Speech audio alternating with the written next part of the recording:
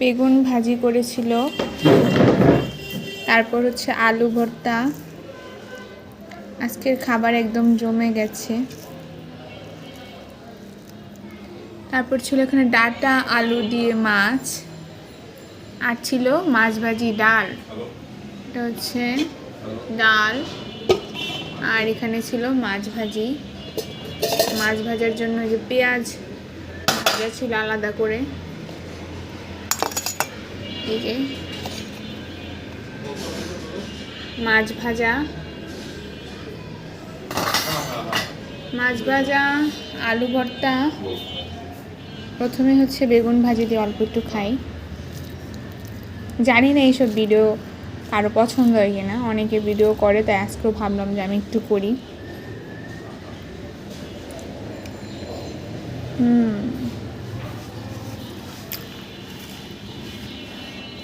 বেগুন ভর্তা দিয়ে ভাত, বেগুন ভাজি।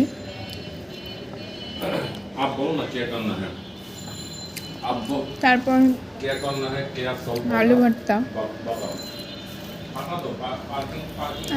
দিয়ে ভাত খেয়ে নিচ্ছি। आराम का बोल देते हैं आप पार्किंग फी दे दो, हम लोग दे देंगे आपको। আলু ভর্তাতে অনেক মরিচ এবং পেঁয়াজ দিয়ে করেছে, বেশ ঝাল ঝাল হয়েছে। আলু ভর্তা আর হচ্ছে বেগুন ভাজি একসাথে মিক্সড করে খাই, দারুণ।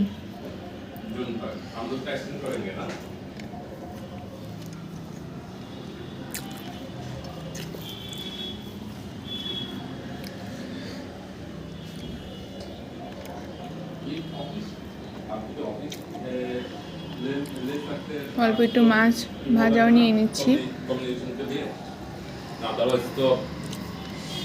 সকালে গ্যাসের যে অবস্থা, এই রান্নাগুলো প্রায় ভোরবেলায় উঠে রান্না করতে হয়।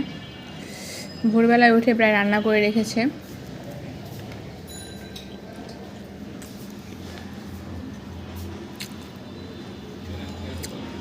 কারণ তারপরে সারাদিন কোনো গ্যাস থাকে না, এমন একটা অবস্থা। অনেকবার রাতে আসতে আসতে গ্যাস প্রায় 11টা। এই হচ্ছে এখনকার বাসার অবস্থা। যাই হোক, আজকের খাবারটা অনেক ভালো ছিল।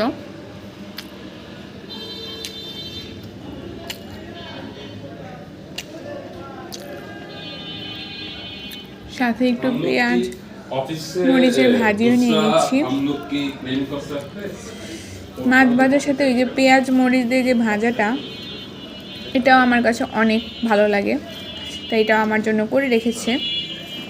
এইটা দিয়ে আলু ভর্তা দিয়ে আর একটু মাছ দিয়ে খাবার খাচ্ছি। দারুণ।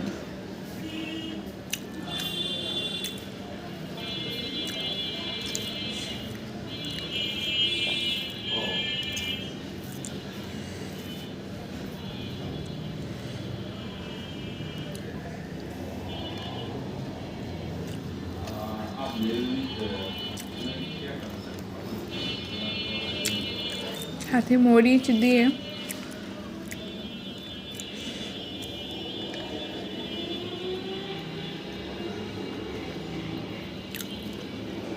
মাছ কিন্তু আমার কাছে অনেক পছন্দের একটা খাবার।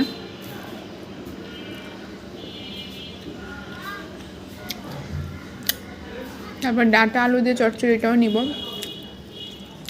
আর ছিল ডাটা আলু দিয়ে মাছ।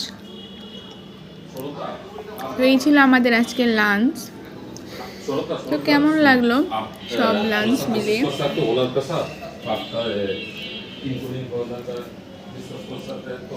ডাটা আলু দিয়ে মাছের মাথা দিয়ে এটা রান্না করেছিল, এটাও দেখতে বেশ লোভনীয় হচ্ছে। তো সবাইকে take care and bye by.